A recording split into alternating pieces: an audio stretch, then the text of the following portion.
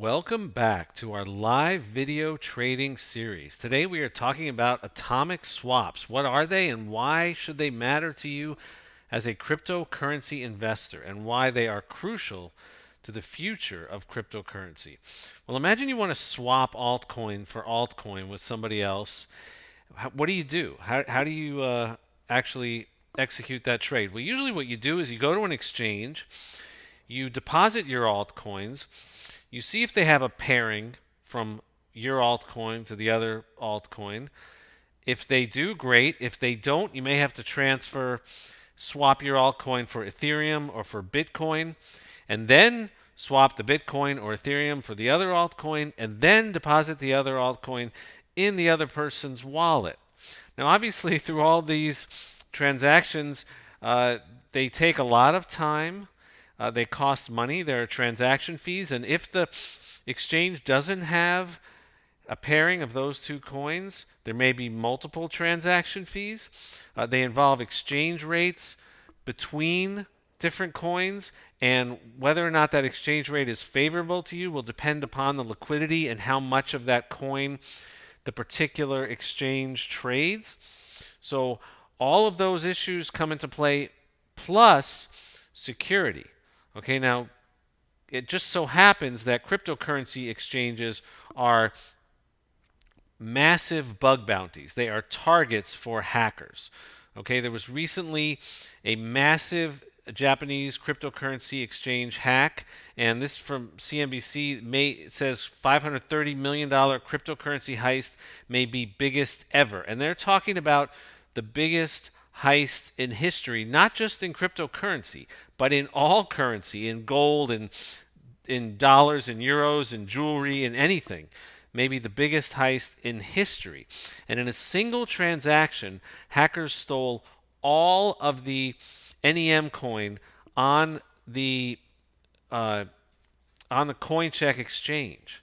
And one of the problems was the exchange was not storing the coins properly. They were stored in a hot wallet instead of a more secure cold wallet.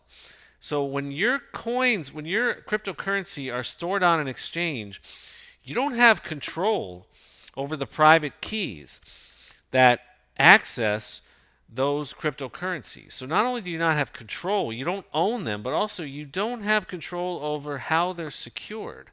And ideally, you want them to be secured in cold storage using multi-signature protection, so they can't just be, with a single mouse click or a single keystroke, just disappear, just like they did on that hack with all the NEM coin on the CoinCheck exchange going into the hacker's account and disappearing. More than $500 million worth.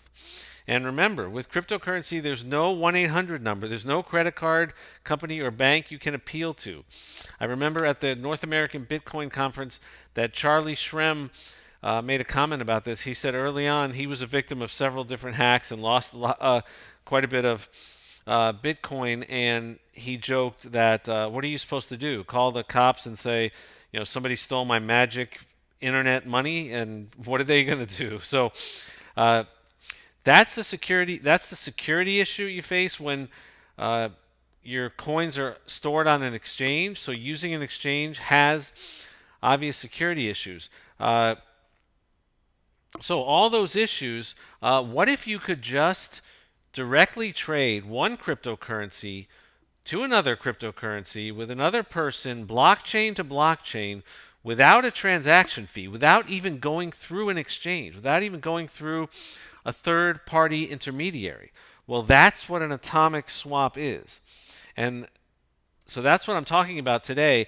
And there was a lot of talk at this year's North American Bitcoin Conference in Miami. It was a very hot topic, cross-blockchain atomic swaps. So it will definitely play a role in the future of cryptocurrency. So you as an investor ought to be aware of it. And how will it, how exactly it will play that role, we're going to talk about. So first of all, you got to understand what a cross-blockchain atomic swap is. Now, don't get hung up, don't get too freaked out by the tech here. it uses a hashed time lock contract. Now, that's a technical term, but all it means is a hash lock uses a cryptographic algorithm, that is, mathematical code, that only allows users to access funds once both parties have signed off on their transactions. So you can transfer blockchain to blockchain, different altcoins, in a trust. You don't need a trusted party. You don't need to know the other person or trust the other person. The hash lock ensures that both parties meet their obligation. Now, the time lock is obviously an insurance policy that ensures that both users will have their funds returned to them if the trade does not go through within a specific time frame. So that's all a hashed time lock contract is. Now, how does the actual cross-blockchain transfer work? Well, this is a great site to look at, this Bitcoin wiki, if you like to know the technical details of how things work. And what you can go into more detail there. But basically, the way it works is, let's say Alice is going to send Bob some Bitcoin in exchange for an altcoin. Alice picks a random number, a random string of characters, and hashes it. That is, applies a mathematical function that encodes takes that x and encodes it. And that's represented by this function h of x. Okay, and if you were going to say that conversationally, what you would do is say that Alice creates a transaction that says, pay with Bitcoin to Bob's public address if Bob knows the key, that is x, for this hash function that I'm sending, and it's signed by Bob. So in other words, only Bob can open this transaction once I set it up, but also he can only open it if he has this x, this random number that I've generated, that I have hashed and encoded. Now, I'm not going to send that hash to Bob. What I'm going to do is send the message out. Essentially, this is the message it would look like conversationally when she transmits it to the network. She says, if you want these Bitcoin, you need to unlock them with the X, with the key to this hash. Now, Bob is going to create his own contract with the same hash, basically saying, okay, but I can't have the key until you give it to me. So take these altcoins and unlock them, and then that key will be revealed to me. So that's how Alice sends that transaction to Bob. As she sets up the transaction, sets up the hash, then Bob sets up a transaction with the same hash, okay, that returns the altcoins to Alice. Now, once Alice spends the transaction, that secret key is revealed to Bob, and Bob is then able to open the transaction using X and retrieve his Bitcoin. So basically, the way it works is that the initial transaction is set up using cryptography, and the only person who can open it is the person that it's sent to, plus they have to have the key to open it. And they only get that key revealed to them after they set up the return transaction and sign it and send it. And then when the initial sender opens that return transaction with their key, the key is then revealed to the recipient, and they can open the safe essentially containing their coins. And that's how an atomic swap works. Now, atomic swaps can be on-chain or off-chain, and they can only be on-chain if both currencies that are being swapped use the exact same hashing algorithm, and they support hash time lock contracts. Okay, now they can take place on either currency's blockchain, but they can also take place off of both currencies' blockchains. Okay, in that case, they take place on a secondary layer of nodes, which is a extension of the Bitcoin Lightning Network. And this is what the Lightning Network looks like. These nodes, these aren't blockchain nodes. Okay, these are actually nodes that exist in the Lightning Network that open private transaction channels using smart contracts with other nodes. And you can see when one node moves around, the other nodes that are connected move along with it. So these nodes can transfer, uh, can do perform transactions very, very quickly, almost instantaneously, and very, very cheaply, almost without any fee whatsoever. And this is what the Lightning Network looks like. Um, and it's a layer on top of the blockchain. So it's a secondary layer on top of the blockchain itself. It does the transactions don't actually occur on the blockchain. Now, the big advantage of atomic swaps is that you're trading without a centralized intermediary. So they can be developed to provide universal trading pairs from currency to currency. So these nodes could be used, for example, this node to this node could be used as a particular trading channel used to trade a particular pair of cryptocurrencies. And each of these nodes could be used to set up cryptocurrency pairs for trading, and they could set up a significant amount of liquidity and also bid and ask uh, um, you know, liquidity in order to not only get a better exchange rate than you would with an exchange, but also you're getting lower fees or no fees, really, and very quick transactions. But most importantly, the security issue is now gone because all the funds aren't concentrated in an exchange. Now, integration with wallets would allow you to trade currencies directly from a mobile or web wallet or software wallet, so no need to move funds to an exchange.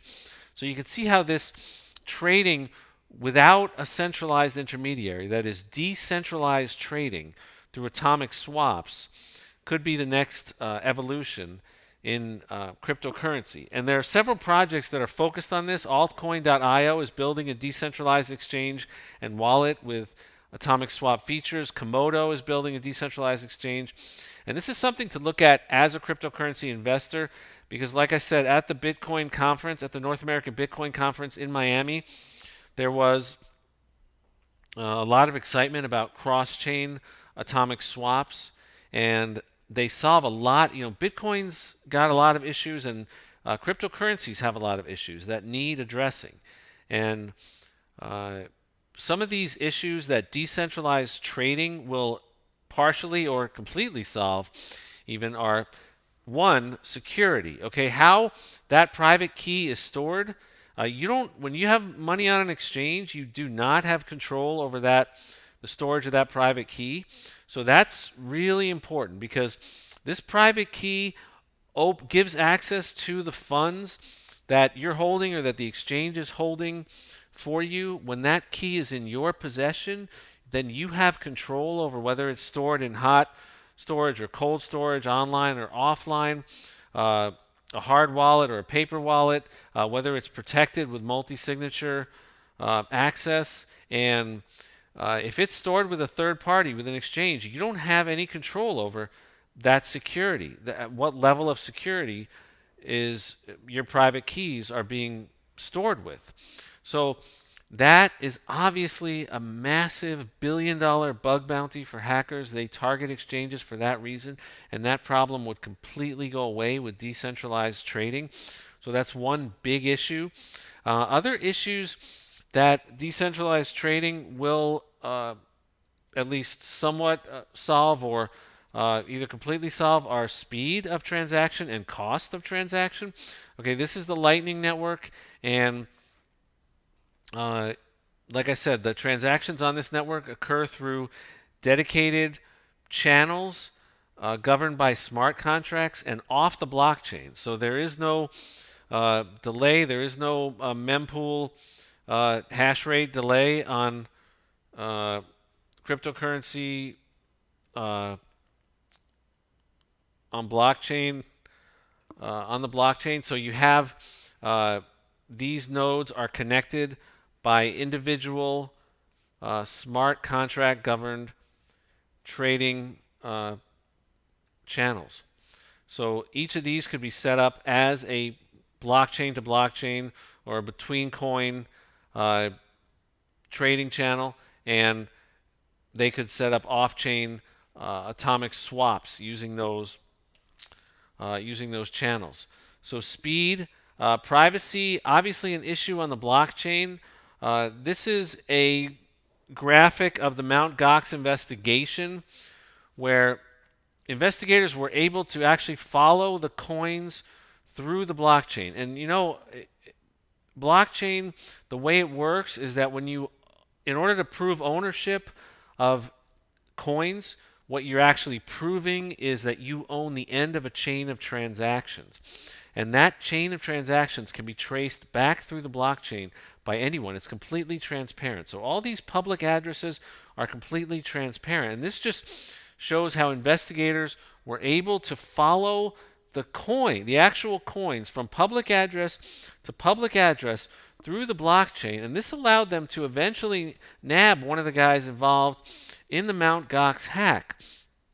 Now, why does that matter to you? Well, let's say you paid your rent in Bitcoin, okay? And let's say this was your landlord here, E16, okay? And this was your rent. Now, your landlord would know the amount and the date and the time and your address, where the rent came from, and he could go back and look at your address and see what addresses were sending money to you and how much and when. So there's a lot of data that is not private on the blockchain. Now with off-chain atomic swaps, obviously the swap, the off-chain atomic swap going back to the algorithm, will look something like this. When you swap between blockchains, okay, there's no trace of the transaction on your blockchain where it came from because it came from off the chain. It came from the Lightning Network, which is a set of nodes, a network of nodes that is completely independent and layered on top of the blockchain. So these nodes will perform all the off-chain atomic swaps, but they won't appear. They'll just appear on the blockchain with no history. And that is a big advantage privacy-wise if your concern is about people following your transactions on the blockchain and seeing how much money is transferred to your address and when and who's transferring money to you and where you're transferring money to and how much. So all those issues of privacy can be eliminated or significantly mitigated by cross blockchain, off-chain atomic swaps. And then there's obviously the issue of cost. Okay, Bitcoin is very expensive, and right now, transaction fees are running anywhere between $10 and $40. And if you look at the mempool, which is the backlog of Bitcoin transactions, and this mempool graphic is color-coded so that it's color-coded by transaction fee. And if you knock out the cheaper transaction fees, as you knock out the cheaper ones, you can see that the higher price transactions are the ones that the miners will go for and process, and the lower price transactions are the ones that end up waiting long periods of time to be processed.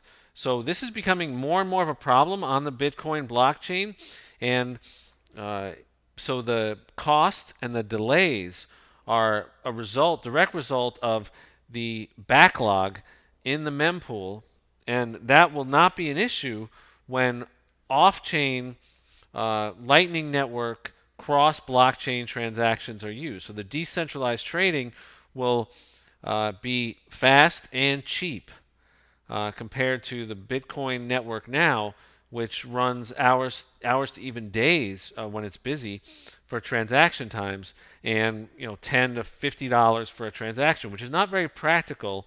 To buy your coffee at Starbucks for a $10 transaction fee. So the idea of decentralized exchanges obviously has a lot of appeal. It obviously plays a role, maybe even a dominant role in the future of cryptocurrency. So it's one that you should be aware of as an investor. In a future post, we will look at the cryptocurrencies in the exchange category and see which ones have decentralized features and which ones are spearheading projects that are aiming towards decentralized trading. If you're an investor, you should be aware of decentralized trading. Atomic swaps are coming, and they're probably coming soon, and uh, they're pretty powerful. So cross-blockchain transactions, just think about it. Now, blockchains don't have to be segregated anymore, and you don't have to necessarily go to an exchange in order to cross over from one coin to another, or from any coin to any other coin.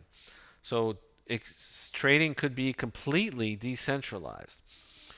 So that is something to consider as an investor, and it's important for the future of cryptocurrency because it may solve uh, and mitigate several of the issues that are plaguing cryptocurrencies at the moment. So I hope that this video has given you some powerful information that you can put to use right away to make better, more informed, more research-based cryptocurrency investment decisions. Ciao for now.